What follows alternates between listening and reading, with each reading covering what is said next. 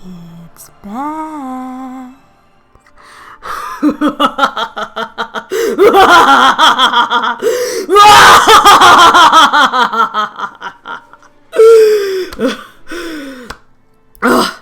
Oh, hold on. Oh, that was okay. Just gotta, I'm gonna catch my breath a little bit. Whew. Oh, okay. Never mind. We're fine. Don't worry about it. Oh, hey guys. Okay. Yeah. So probably my most requested Let's Play of all time ever. The original Neverwinter Nights, super popular on my channel. The very first one I did, and I decided just today, I happened to have a day off, my first one in, well, I guess a few weeks, and I didn't want to play Grim Fandango today. I didn't feel like it. So I decided I was gonna start what everybody was asking for years ago, probably, which was Hordes of the Underdark.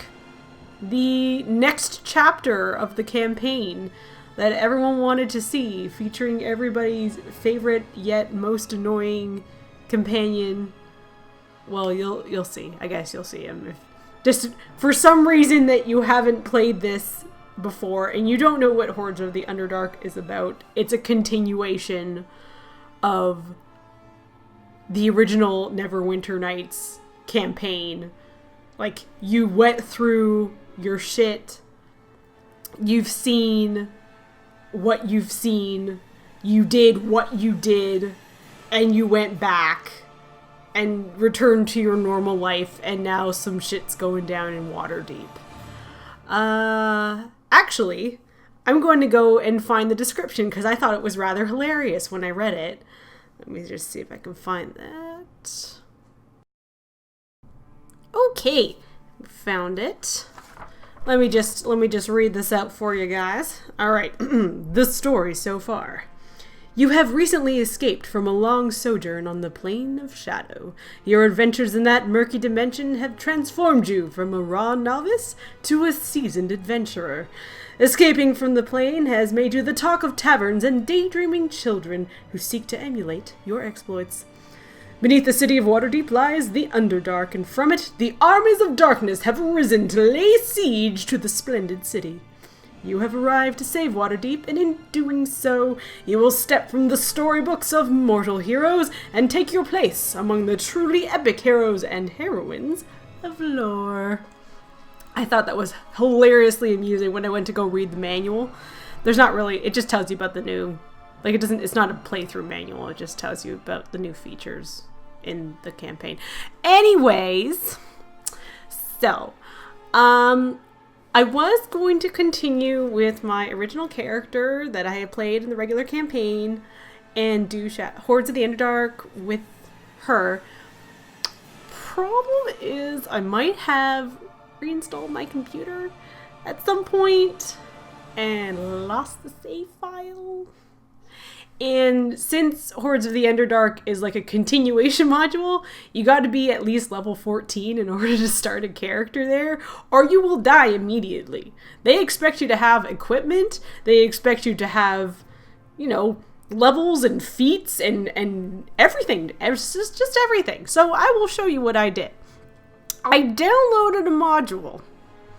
This one here, actually. It's the Pretty Good Character Creator version 4.3.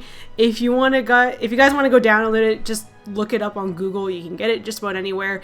This is a character creator for making characters that are above level 1. There isn't one included in Neverwinter Nights, whether in the tool set, because I checked, or anywhere else, that will give you all of your equipment that you wanted. It will allow you to make a character above level 1. You can change your appearance on any of your characters, anything you want. This is a really good module so I used this and tried to the best of my ability to recreate the character that I already had. So, saying that, we're going to start, and hopefully I can find her, Hordes of the Underdark, Chapter 1.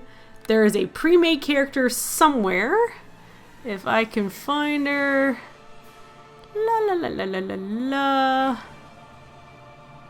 Okay, so I've got a whole bunch of saves, but I think the last one is the most correct. Yes, this one. So I've got the same equipment that I had before. I have the same feats as well as I could find them. I have the same strength and dexterity and constitution. That's all the same.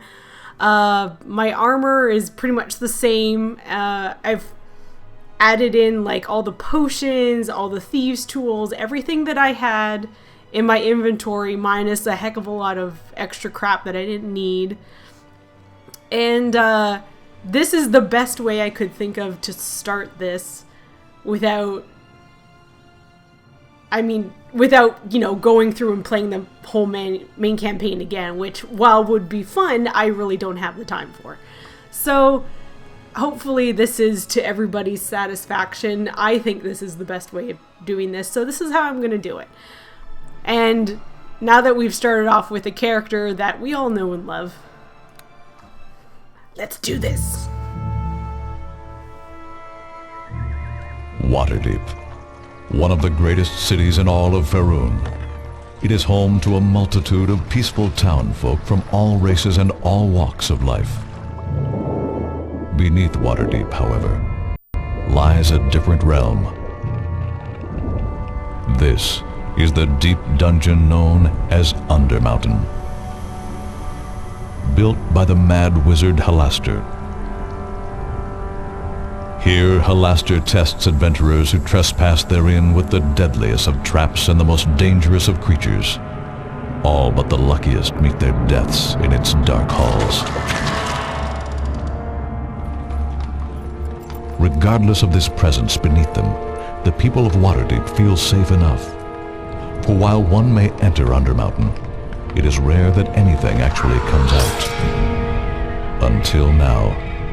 For there is another realm that exists beneath even Undermountain, a place of shadows and evil known only as the Underdark. It is here that the sinister dark elves known as the Drow rule next to other subterranean horrors unknown to most on the surface world above.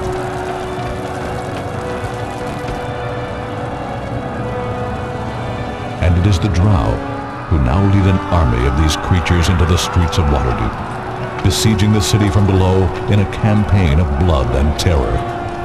And in their darkest hour, the lords of Waterdeep have issued a call for a hero, someone who can face these dark elves and all their brethren in their own land, someone who can defeat the Hordes of the Underdark.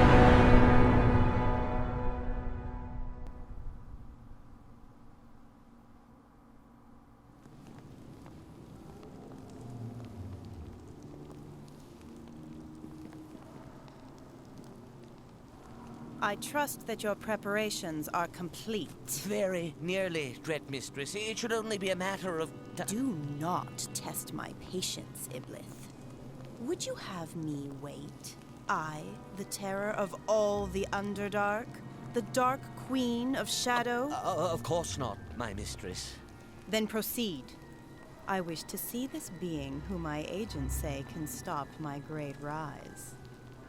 I do not believe anyone could stop you now, great Valsharis. So I thought. But my agents have resources beyond the means of mortals.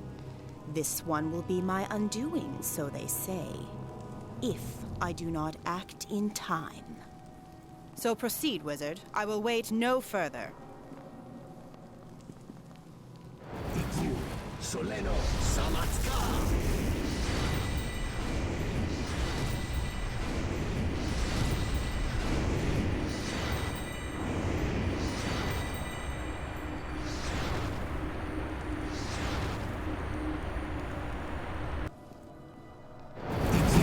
Soleno Samatska!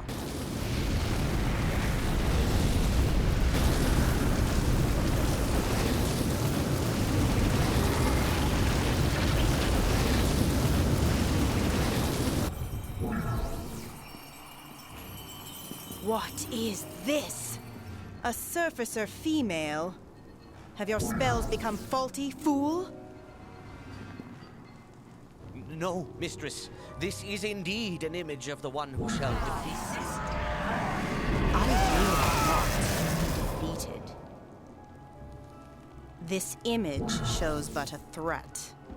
It shall be dealt with like the others. You, male, remove this dead fool and summon my red sisters. Now. Yes, dread mistress.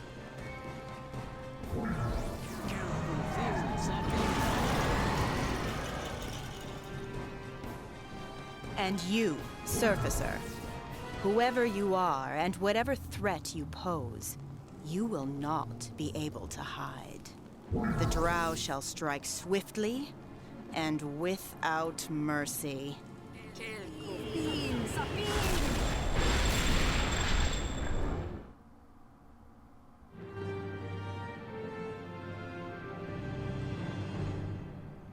Okie doke. That was, very interesting. Just very interesting. Yes. Anyways, yeah. So, how do I turn the camera? There we go. It's going to take a little bit for me to get back into the swing of things. I tried as best I could to recreate my character however she looked before. Trust me, when she's got the armor back on, it'll look the same pretty much. Anyway. So yeah, let's see. Your mind. You stand shivering in the chill night air, even though we're indoors. I don't know how that works. Sweat coursing down your body. You were somehow woken suddenly from your slumber, leaping from your bed to face... what? The memory of your strange dream still rings clearly in your head, along with an inner alarm that tells you all is not right. Suddenly, you notice a drow elf. She appears to be trying to break into the chest with your personal belongings. And dialogue. Bitch, get over here! Did she steal my stuff? No. I don't even know what I'm fighting her with, to be quite honest. I have no clothing. I don't know if I have anything in my inventory. Oh, okay. Well, she's dead. Literally the shittest drow I've ever met. And I haven't really met any, I don't think, yet.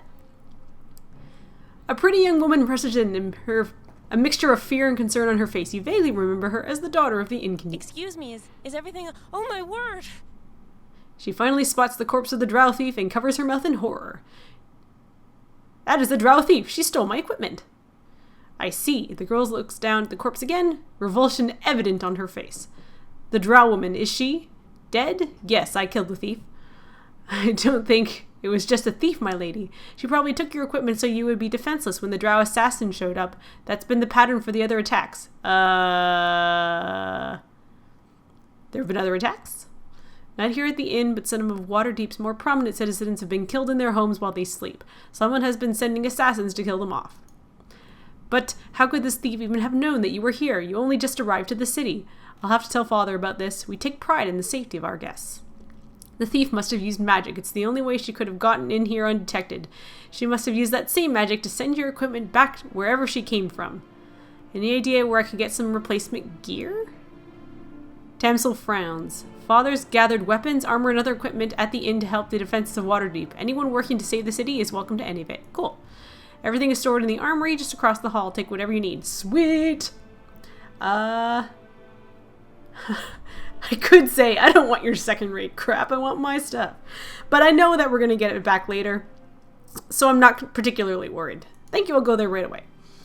I know the equipment in the armory isn't suitable for a hero like you, but it's the best we've got. Now please excuse me, I have to go speak with my father.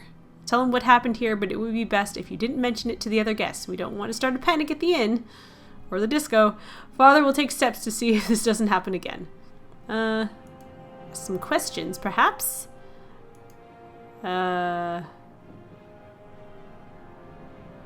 What do you know about me? Only that you are a famed adventurer, my lady, and perhaps the city's only hope. I must admit, I was expecting someone a little bit more... human?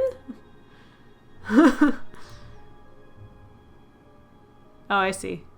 What's going on in the city? I'm not going to read everything. I know the text is really, really small. I have to play this in 1080p. And I will tell you why. I have tried numerous times to play this in 720p like I had played the original one because I wanted the larger text so that you guys could read it. I liked having the larger, like, HUD just around, and you can't change the size of it afterwards, which I find very annoying unless you start installing a crap ton of mods, which I don't want to do. But every time I play it in 720p, I basically get like a letterbox. So I get giant black boxes across the top and the bottom of the screen, and just the spacing is all wrong and it just looks weird, and I can't play it like that. The only way for me to get it full screen properly is for me to play it this way, which means if there's any important text, I'm going to be reading it.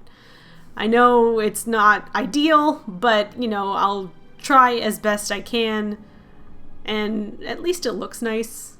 I mean, it's shinier than it was before.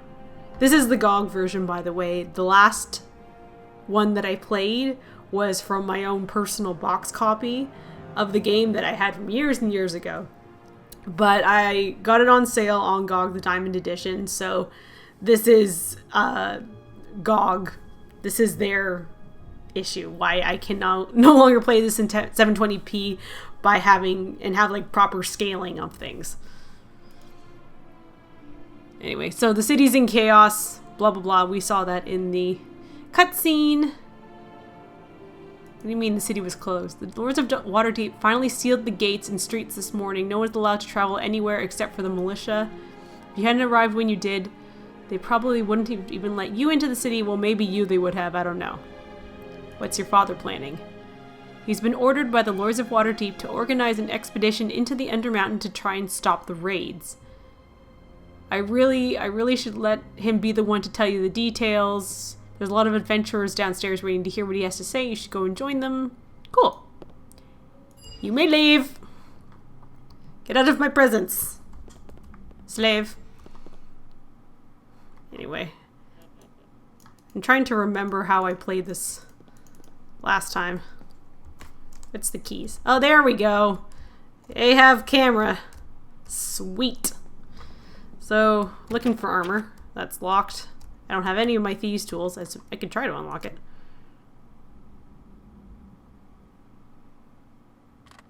Sweet.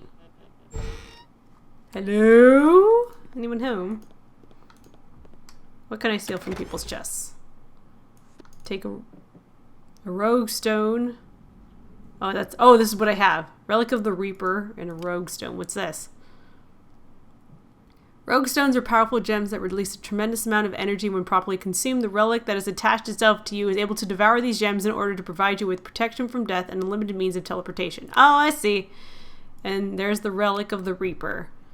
You discovered this artifact when you were briefly trapped in the Plane of Shadows. Ever since you picked it up, it has refused to leave your possession. Drop it, throw it away, crush it. It always immediately reappears, pulsing warmly with power as it ever does. Its main ability that you know of is that it can teleport you to a pocket dimension ruled over by a mysterious being called the Reaper. The Reaper's dimension is a nexus of sorts. The Reaper, not an unfriendly sort, allows you to use the relic to bind a location to a door in the dimension, allowing instant teleportation back to that point.